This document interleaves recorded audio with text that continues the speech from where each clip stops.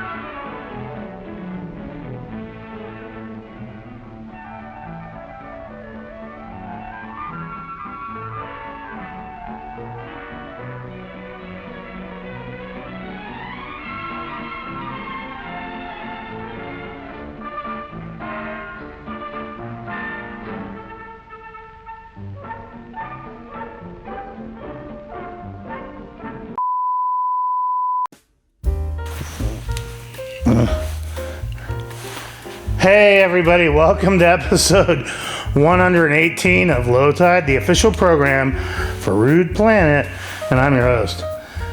Man, I keep bitching about them.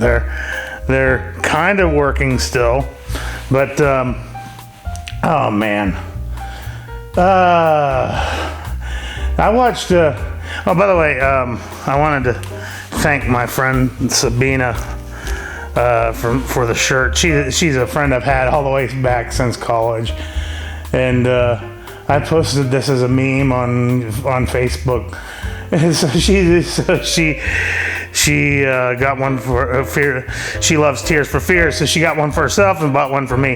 So thank you so much. It's like I love the shirt. I love the shirt. So thank you so much. Thank you so much. I was curious.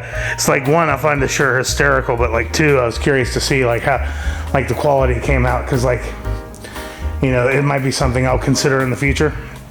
So like, thank you so much, Sabina. That's awesome. I got a chuckle out of it when I posted it as a meme. So yeah, I think it's hysterical. But I had I watched the second season. I watched the second season of Tiger King, and it's like most of you've seen Tiger King. I mean, like we were all locked in when it came out. It was right at the beginning of the pandemic, so like there wasn't really much to do, and so like everybody's like, you gotta fucking watch this series and don't read anything about it, just let it go, it gets crazier as it goes along. I even pulled that with Mrs. Producer, and so like it was crazy. It was fun. It's like, it's all redneck, white trash, hillbilly bullshit. I could say that. I'm from West Virginia, so like, I could enjoy, some redneck trash when it comes along. But, it's like, they want to milk it for every inch that they can. And so like, we got, a season 2. Joe Exotic is still in prison. We learn a little bit what's been going on with Carol Baskin and Dancing with the Stars and her husband and Jeff Lowe and all the rest. But like, it doesn't really accomplish anything. It's like 5 episodes. Joe Exotic is forced to sort of be a background character because, he's in prison. And like, the first couple episodes I thought was going to be decent, because like, it seemed like they were going to go a little bit more than skin deep than what we've already had, but it really just, sort of it goes off into different tangents about Carol Baskin getting zoos and shit. And then Jeff Lowe and the rest. And it doesn't really accomplish much. It just sort of meanders along. And it's like, even when you're doing a documentary, even when you're doing something like a YouTube channel, it's like if you have a format, you stick with it, you have, beginning, middle, and end. And it's like with a documentary, it's like you need to have something. I mean, like, you need to figure out, dramatic tension, and you get some of that. I mean, like, there's a couple big reveals by the end of the second season. But at the same time, I guess they were trying to, end it on a cliffhanger so we can milk it for a little bit more and get season 3. But the way it ends, it's like there's no really resolution. It's like they've built this up, and then it's like, it's one thing if it's like a fictional piece, because then, it's like you can make up anything that's going on. But it's like with a documentary series, these people are out in real life, so this sort of stuff sort of becomes news before it even comes onto a documentary. And the other thing is that, the first season took everybody by surprise, so the whole shock factor isn't there.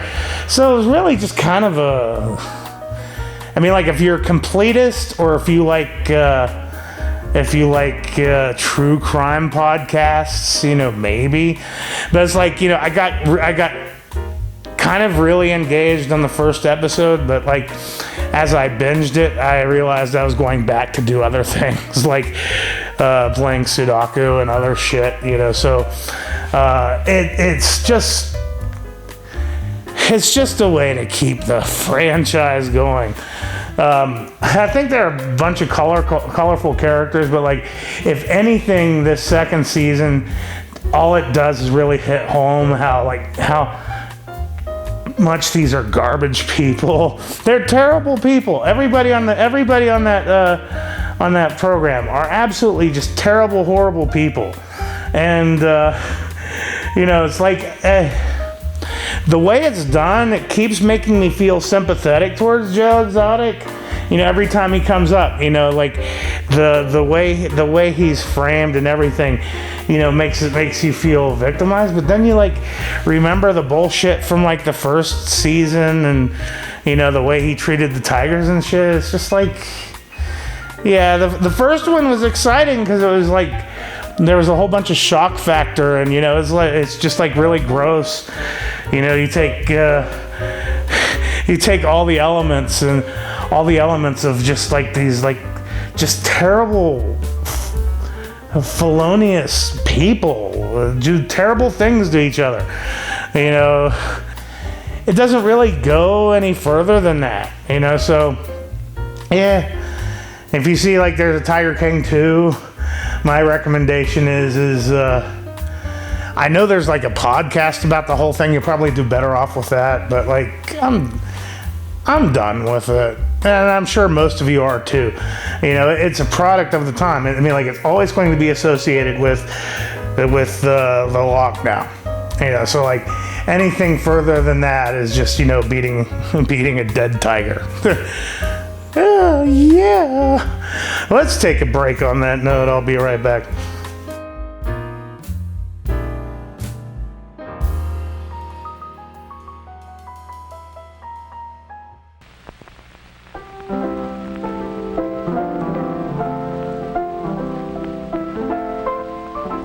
This is a story of a holiday and home.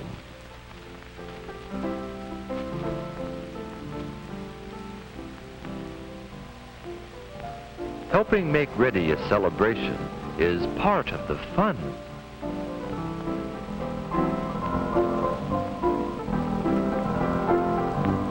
Especially for one of the nicest days of the year, Thanksgiving.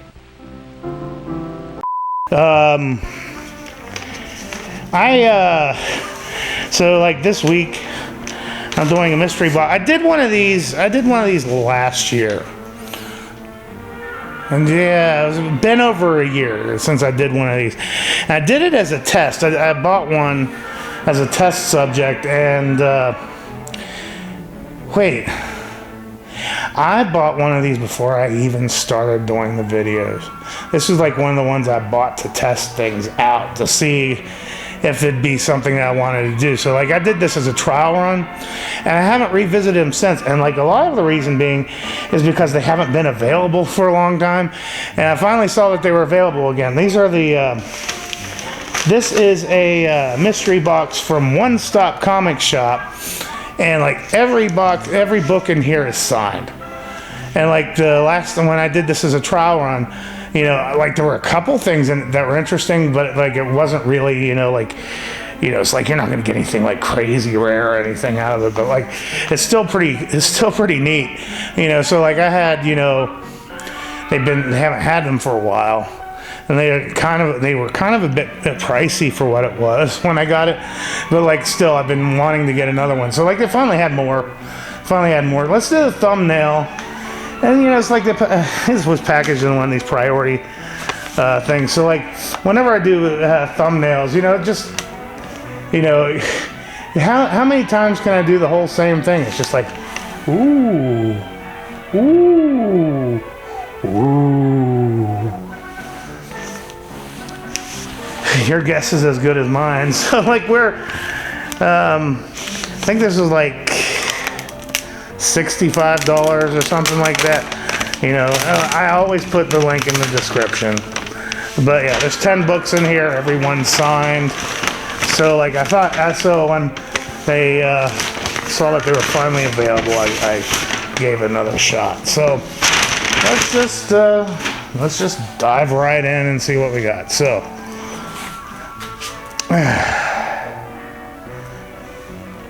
I've always said, when I've been started doing the show, that I consider a box a winner if I find something I want for my PC. And like oh my God, I know nobody else is going to care about this, and like it's got, you know, like a little ding on the cover, but like this is black and white #1, signed by Art Thurbert. You know, this is like that early Image shit, man. This is an ash can too. You know, like I'm excited. This is going right into my PC, you know, like that's unexpected. You know, it's like that early Image shit, man. Everything, you know, I wasn't that big of I wasn't a Jim Lee fanboy or anything, but like, you know, the whole like hyper violent big boob type, you know, shit, you know, it's like, you know, you're a young, you know, early teenager, you're gonna eat that shit up. I kind of got out of that, you know, fairly early after everything started to look the same, but like I remember black and white, so I'm happy as hell to have that. So yeah, we got complete with COA and everything, man. So yeah, that's going right into my PC. That's a winner in my book. So what do we got here? A Virgin variant, but I can tell you what it is. I don't know which run this is. I'm assuming this is the most recent one. This is Ninjak. And you know, it's like I'm a Valiant collector. Stevie's already laughing. I'm a Valiant collector, but like when it comes to Ninjak, you know, it's like I want to, you know, sort of begin and end it with the 90s run. You know, he's just sort of like a Bruce Wayne type character, you know, and it's just it's one of those that I'm just yeah. And like the most recent Ninjak run too, the interior art is really suspect, but you know, I'll give it a try and like read it at some point. But like, yeah, Ninjak #1, signed by Jeff Edwards and Brian Reber. So it's got 2 signatures for the price of 1. Stevie's already like talking to the screen. Yeah, it's worth less than $1. Yeah, whatever. So, anyway, I have no idea what this is. Red Tide Point Break Artist Edition Preview. Dave Dorman's Wasted Lands. I have no idea what this is. It's signed. By the way, did I show that? Yeah, did I show that? Yeah, did I show that? So like, it's like I'm going through all this. It's like, and so we got Red Tide Point Break. So if it was based off the Patrick Swayze movie, you know, I'd be like, yeah. But it's like, what? I have no idea what that is. So okay, next. Yeah, it's a GalaxyCon edition of Invader Zim number 45. I'm sure somebody out there is like, he's going to talk shit about Invader Zim. Unlike. Better use that unlike button while you still can, buddy boy. But yeah. So it is signed by Gustavo Duarte. Yeah, I'm sure this is, you know, for somebody, it's definitely, yeah, I have no idea if it's based off of a cartoon or a video. I know it's something like that. I know it's something like, here we go. Here we go. Oh yeah, this is a Comico issue. This is the Rocketeer Adventure Magazine number 2. Signed by Dave Dorman. So that's awesome. Oh, I love the Rocketeer. They're turning it into a TV series for Disney Plus, which means I won't watch it. Which means I won't watch it. It's simple as that. Yeah, I'm a fan of Rocketeer, so yeah, you know, it's like Disney Plus original programming.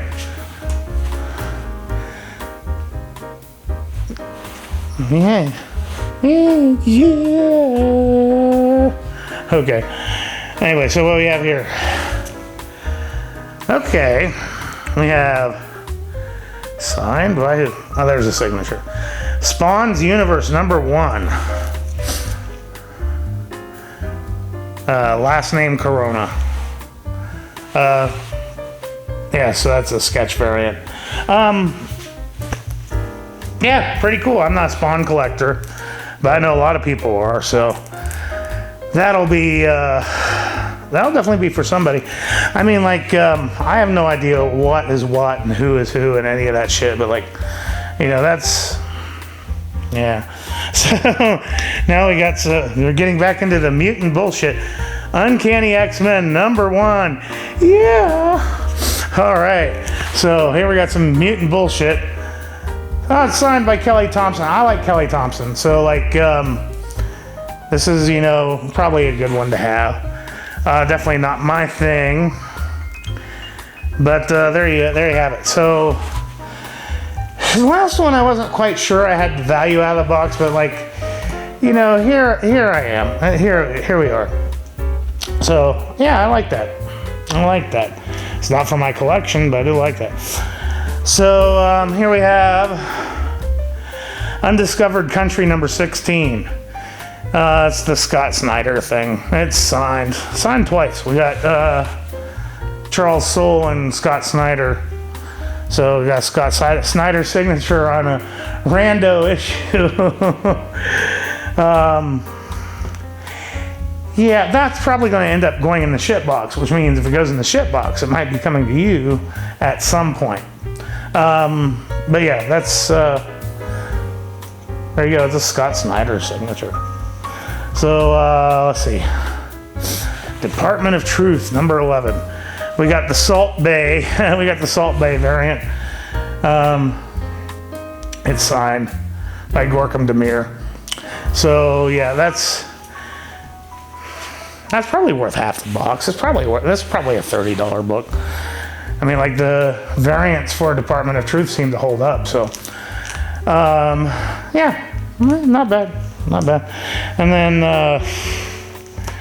Amazing Spider-Man.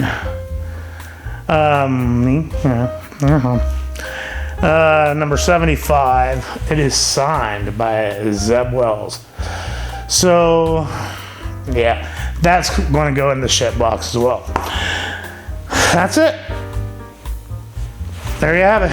So, yeah, it's worth it. It's worth it. I hope they keep these boxes around. I mean, like, I know you can't, like, have, you know, like, thousands of signature books around, but, like, if you do, you keep them up. I mean, like, I'll buy another one. So that's that. Okay, 118. Okay, so we are doing a monthly giveaway. Has been going back to the Rude box. I'm doing these every month now. So, like, at the end of the month, I'm going to be giving away a Rude box. It's going to have, you know, a couple good things, couple things from the shit box. But I'll give it that way at the end of the month to one lucky viewer. You got to be subscribed. You got to leave a comment on that month's video and be a U.S. resident or have arrangements. Works like that. And then I'm still doing the 500 subscriber giveaway. I'm giving away Amazing Spider-Man number 55. Signed by Patrick Gleason. It is the webhead variant. It is the Virgin variant edition, and it's very limited. So I'm giving that away to one of you, but I'll get more details as we get closer. Man, keep sitting in here. It'll be a $1 bin book by the time people get here. Anyway, that's that. I'm done. You know, we're starting to get towards Thanksgiving, so, like, you know, we're still dealing with 80-degree weather here in Arizona, but, like, there's starting to be a little bit of a chill in the air. So, yeah, we'll see what's going on here pretty soon. Yeah, this will be. It'll be after Thanksgiving that the next video will play. So, see you soon.